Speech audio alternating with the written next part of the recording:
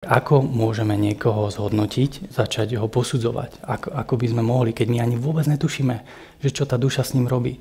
Nám sa zdá z nášho pohľadu, že on robí niečo zlé, alebo že niečo je s ním zlé, ale my to nemôžeme vedieť. My to netušíme. Ja som aj najlepších šamanov videl, že oni sa majú možnosť pozrieť iba na určitý úsek tvojho života. Nemajú možnosť úplne do hĺbky vedieť, že čo ty si zač a že čo vlastne o čo ti tu ide. A ani to nie je správne, aby niekto vedel úplne prečítať toho druhého, cestu toho druhého. Takže z tohto pohľadu my skutočne nemôžeme nikoho hodnotiť. Čo je možné, je hovoriť áno a nie. Že ja stretnem človeka, ktorý mi proste neúplne vyhovuje a môjim jediným právom je povedať, že počúvaj, že nerozumieme si. Hovorím, že nie, že nebudeme kamoši.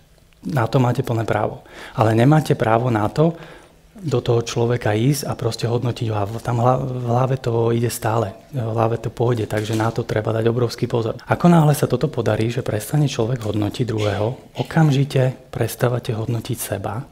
Sebavedomie, sebahodnota ide veľmi rýchlo hore a si zachránený, lebo tým pádom si schopný sa dotýkať svojho vedomia ďaleko dlhšie, ďaleko viac.